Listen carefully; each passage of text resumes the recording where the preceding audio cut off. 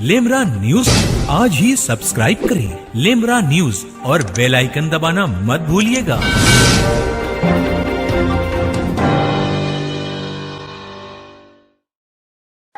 उत्तर प्रदेश की बॉर्डर, दिल्ली की गाजीपुर बॉर्डर पर यहाँ पर किसानों के समर्थन के लिए उत्तर प्रदेश और उत्तराखंड के कई लोग समर्थन के लिए आए हुए हैं। हम उनसे बात करेंगे। सर, कहाँ से आना हुआ है आपका? शुभ नाम? मेरा नाम सुनील बालियान भारतीय है। मैं जिला शामली से हूँ और एक मेरा गांव है छोटा सा इस्लामपुर घसोली, वहाँ से आया हूँ। सर, 16 दिन हो गए? हाँ, आज 16 दिन हो चुके हैं और मैं रोज आता हूँ लगभग, लेकिन आज मैं थोड़ा लेट रह गया था। मैं किसी काम से गया था क्योंकि गांव में एक गेहूं की बुआई चल रही है। गेहूं की बुआई करके गन्ना निकलवा करके फिर आया हूं। और हमारे जो यहाँ के किसान हैं इसलिए थोड़े व्यस्त है यहाँ पे, आप लोगों को लग रहे होंगे क्योंकि वहाँ पे गन्ने की तुलाई भी हो रही है साथ में, और साथ में गेहूं की बुआई भी हो रही है। और आज यहाँ पे हम आकर के देख रहे हैं, जो हमने देखा कि जो हमारे किसान भाई है वो डट कर मुकाबला कर रहे हैं, लेकिन सरकार अपनी चीज़ों से पीछे हटने के लिए तैयार नहीं है। क्यों? क्योंकि उसे इसमें अपना अपमान नजर आता है। सरकार कहती है कि अगर हमने किसानों का हित कर दिया तो ये किसान अमीर हो जाएंगे, और ये किसान अमीर हो गए तो इस देश के लिए झंडा कौन उठाएगा। अब सरकार ने क्या क्या काम कर रखे हैं। आज के समय उन्होंने राजनीति को इस तरीके से बांट दिया कि ध्रुवीकरण की राजनीति कर रहे हैं। जाति के हिसाब से बांट दिया, धर्म के हिसाब से बांट दिया, और तो रंगों के हिसाब से बांट दिया, लाल और हरे में अंतर बता दिया। इतने काम इस सरकार ने कर रखे हैं। लेकिन मैं तो एक ही बात कहता हूँ, ना हिंदू बुरा ना मुसलमान बुरा, और जो बुराई पर उतर आए वो इंसान बुरा। आज के समय सरकार को ये जो काले कानून लिए हैं इनको वापस करना चाहिए, क्योंकि इसमें किसानों कोई भी हित नहीं है और ये किसान को बर्बाद करने वाले कानून है। लेकिन ये अपनी बात से हट नहीं रही, बिल्कुल नहीं हट रही। लेकिन कुछ लोग हैं जो अंधभक्त है, वो आज भी घर पे बैठे हैं। मैं आप लोगों के चैनल के माध्यम से पूछना चाहता हूँ कि लोकतंत्र में जनता की क्या भूमिका थी? क्या एक दर्शक की? नहीं। आज से 5000 वर्ष पहले महाभारत में द्रौपदी का चीरन हो रहा था। उसमें उपस्थित सभी लोगों से पूछा गया कि इसका मुख्य दोषी कौन है। किसी ने जवाब नहीं दिया। महात्मा विदुर बोले कि 1/3 दोषी संयोगी, 1/3 अपराधी और 1/3 मूक दर्शक। तो ये जो अंधभक्त आज के समय मूक दर्शक बने बैठे हैं ना, जो कहते हैं भारत बंद नहीं हुआ, पूरा भारत बंद था, लेकिन जो अंधभक्त थे उनके लिए भारत बंद नहीं था। आखिर ऐसे अंधभक्ति किस तरीके की हावी हुई कि लोगों को अब कुछ समझ में ही नहीं आता। वहीं अगर हम राजनीति की नेताओं की बात करें तो मोदी सरकार सिर्फ अपने आप को समझदार समझती है। आप लोगों में से किसी को वो अकल और समझदारी से दूर रखे हुए हैं। देखिए, सबसे बड़ी चीज ये है कि जो उनका अपना सिस्टम है ना, वो उन्होंने इस तरीके से बना रखा है कि उनको एक चीज करनी है कि फूट डालो राज करो। जो अंग्रेजों के समय में था वही काम आज के समय कर रहे हैं, और अंग्रेजों वाला काम ही यहाँ पे कर रहे हैं। इन्होंने क्या किया कि पहले तो हिंदू मुस्लिम बांट दिया, अब क्या करा उसके बाद में जाट अलग से बांट दिया, हिंदू को अलग कर दिया, झीमर अलग कर दिया, हर जो बिरादरी है उसमें सब में मतभेद कर दिया इन लोगों ने।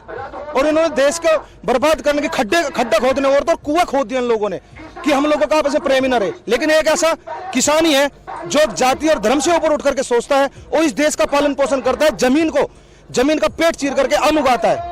क्या आज तक एक भी नेता का लड़का कोई पुलिस फोर्स में बेल्ट की नौकरी करता हुआ मिलेगा आपको? कभी नहीं मिलेगा। लेकिन किसान का पुत्र आपको यहाँ सेना में भी मिलेगा, पुलिस में भी मिलेगा, हर जगह मिलेगा। किस लिए? क्योंकि वो देश का रक्षक है। इसलिए सब बोलता है कि जय जवान जय किसान। इनसे ही देश चल रहा है, इनके ऊपर ही देश टिका हुआ है। आप यूपी से आते हैं और यूपीए से आपके प्रदेश के मुखिया योगी आदित्य के विधायक खुद कहते हैं कि ये खालिस्तान के लोग हैं, पाकिस्तान समर्पित है। अब मुझे बताइए, मैं उत्तर प्रदेश से आया हूँ, अब मैं आपको खालिस्तानी लगता हूँ क्या? इन लोगों ने यही चीज बना रखी है कि इनको बांटने का काम करना है।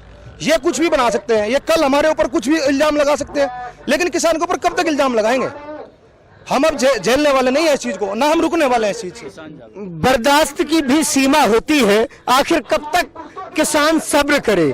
हमारे साथ कुछ महिला शक्ति भी है, हम उनसे भी बात करेंगे। मैं कानपुर उत्तर प्रदेश से हूँ, उत्तर प्रदेश से कानपुर शहर से हूँ। मेरा पूरा नाम प्रीति राठौर भारतीय है। किसानों के बारे में क्या कहेंगे आज आप जो समर्थन देने पहुंचे? मैं दिल्ली में और भी बॉर्डरों का मैंने दौरा किया है। मैं सिंधु बॉर्डर भी होकर आई हूँ, मैं टीकरी बॉर्डर भी गई थी। मैं आज 5 दिन से मैं गाजीपुर बॉर्डर भी आ रही हूँ।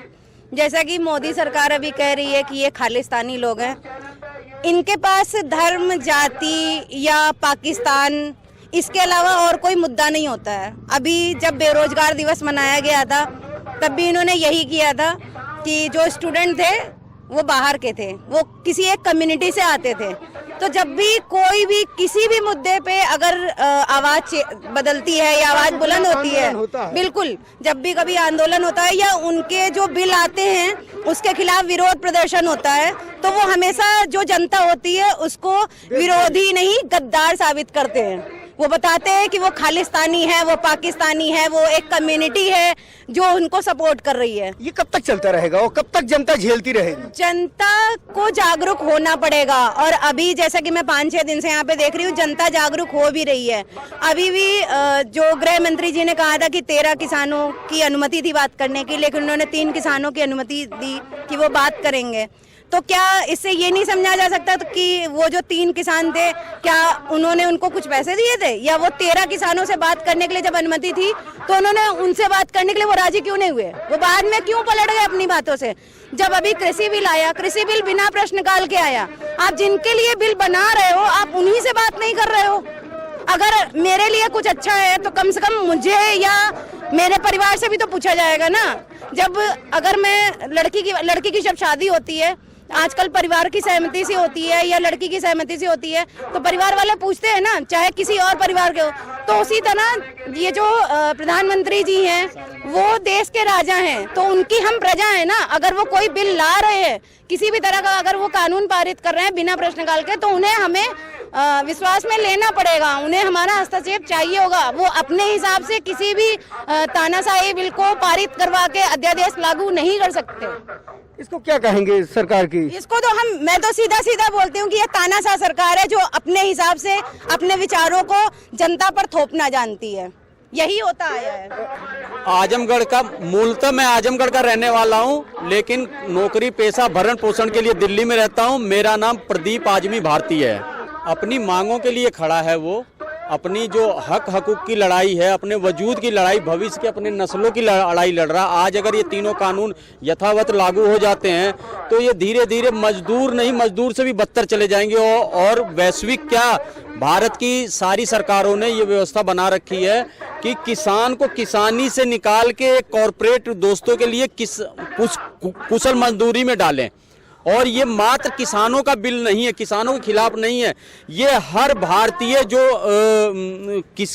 कृषि उत्पाद का खुदरा उपभोक्ता है उसके पेट पे जाएगा। ये लड़ाई मात्र किसानों की नहीं है, ये पेट और पेटी की है। और सरकार की नजर में पेटी ज्यादा भारी है, किसान को हल्का समझ लिया उसने, समझ गए। तो ये है लड़ाई मूलतः, लेकिन किसान टूटने वाले नहीं है।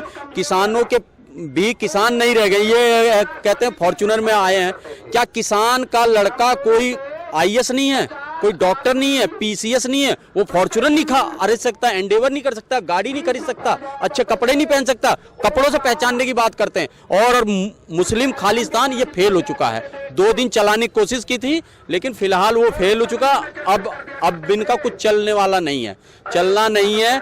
और ये होना है, 8 तारीख का चक्का जाम सफल हुआ, 14 को और सफल होगा। भक्तों को अजर आ जाएगा। भक्तों को लगता है मोदी ही देश है, लेकिन हमें लगता है भारत हमारा देश है। ये अंतर है। मोदी सरकार को सुनना तो पड़ेगा, क्योंकि किसान भी सड़कों पर हैं और किसान की पत्नियां भी सड़कों पर हैं, बहनें भी सड़कों पर हैं। आपने देखा होगा सभी जगह बहनें भी साथ में आई हुई हैं। तो मोदी जी को सुनना तो होगा, ऐसा तो नहीं चलेगा। तानाशाही कब तक चलेगी? कब तक लोग उनकी बातों को मानकर आगे बढ़ते रहेंगे? मैं आपसे जानना चाहूंगा, आप समर्थन देने आए हैं, कहाँ से आए हैं? मैं जिला शामली, उत्तर प्रदेश, और गांव मेरा छोटा सा इस्लामपुर गसोली। देखा गया है कि आज इस गाजीपुर बॉर्डर पर उत्तराखंड और उत्तर प्रदेश के तमाम किसान हैं और अपना घर बार छोड़कर और फसलों को छोड़कर यहाँ सर्द रात में वक्त गुजार रहे हैं। लोगों को यही तो समझ में नहीं आ रहा है, भक्तों को यही चीज तो समझ में नहीं आ रही है कि सर्द रातों में किसान कैसे सड़कों पर पड़े हुए हैं, कोई उनकी सुध लेने को तैयार नहीं है। हमारे राजा हैं मोदी जी, एक तरीके से आप मानिए, लेकिन हमारा राजा क्या कर रहा है प्रजा के साथ? प्रजा को सड़कों पर मरने के लिए छोड़ रखा है। उनके साथ जाकर एक बार आप किसानों के साथ जाकर खेत में सर्द रातों में खेती करके देखिए, आपको पता लगेगा खेती करना क्या होता है। हम भारतीय किसान समिति से हैं और हम पूरे देश के अंदर हमने एक मुहिम चला रखी है कि हम लोग ना किसी व्यक्ति के साथ जाति, धर्म, भाषा, लिंग या क्षेत्र के आधार पर कोई भेदभाव नहीं करते और हम अपने नाम के साथ भारतीय शब्द जोड़ते हैं। क्योंकि भाजपा तोड़ने का काम करती है तो हम जोड़ने का काम कर रहे हैं। वाह, हम इस देश को जोड़ना चाहते हैं। बहुत अच्छी बात। जैसा कि अभी भारतीय शब्द आया है, तो जाति धर्म सबसे ऊपर उठ के सिर्फ एक सरनेम लगेगा। इसीलिए हमने अपने नाम के आगे प्रदीप, आजमगढ़ से आजमी और भारतीय, बस कहानी खत्म। ऐसे मैं डॉक्टर वीरेंद्र भारती है, तो मैं गौतम बुद्ध नगर से हूँ और ये हमारी मुहिम है जहाँ भी हम लोग जा रहे हैं कि हम जाति, भाषा, धर्म, क्षेत्र और लिंग को छोड़कर हम लोग जो एक हो जाएं। और ये एक भारतीय शब्द एक ऐसा है जो अपने आप को गर्व महसूस कराता है। मैं आपसे पूछ सकता हूँ कि मोदी सरकार समझ क्यों नहीं पा रही? अभी गुमान में है वो लोग जो हम लोगों ने मौका दिया बार बार, जो पहले मौका दे दिया हमने 5 साल के लिए और दोबारा फिर चुन लिया। जो पावर का मिसयूज हो रहा है और वो अपने घमंड में है, और घमंड तोड़ने के लिए ये लोग यहाँ बैठ गए हैं रात में। ये घमंड तोड़ने के लिए बैठे हैं वो इनको हल्के में ले रहे हैं, लेकिन आने वाला टाइम बता देगा कि ये क्या अपना हक लेके ही उठेंगे। ये 6-6 महीने का अपना बंदोबस्त करके आए हैं, यहाँ से जमीन से उठने वाले नहीं है। ऐसी सरकार के लिए क्या कहेंगे? ऐसी सरकार, घमंडी सरकार के लिए क्या कहने लायक इनके शब्द नहीं है हमारे पास, जो है इनको क्या कहेंगे। ऐसी सरकार के लिए इनके पास अल्फाज नहीं है। कुल मिला के इन्होंने सरकार को घमंड सरकार कह दिया। अगर इनकी ज़बान से कहें तो उठाकर फेंक दो उन खुदगर्ज चिरागों को जिनके होते हुए रोशनी नहीं होती। इम्तियाज चिश्ती, लिमरा न्यूज़, अपने सहयोगी एहसान खान के साथ, दिल्ली।